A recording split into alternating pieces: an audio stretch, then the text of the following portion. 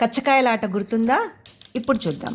యాక్చువల్గా కచ్చకాయలు అంటే ఇవి మనకి చెట్టుకి కాస్తాయి అన్నమాట. ఇప్పుడు మనకు దొరకవు కాబట్టి రాళ్లతో ఆడదాం.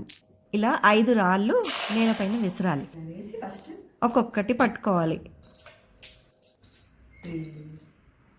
తర్వాత మళ్ళీ వేసి ఇప్పుడు 2 పట్టుకోవాలి. 2 తర్వాత 3 1.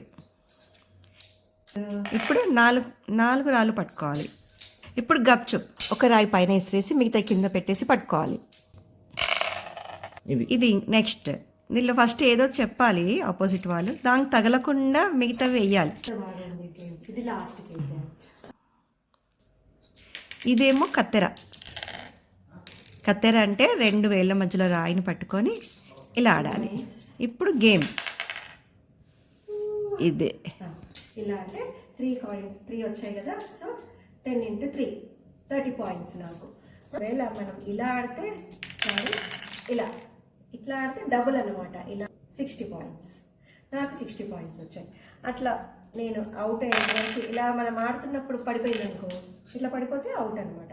నెక్స్ట్ అట్లా లాస్ట్లో ఎవరికి ఎక్కువ పాయింట్స్ ఉంటే వాళ్ళు win.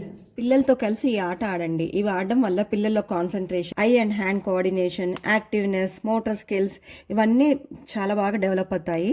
And mainly screen time తగ్గుతుంది. So try to play this game.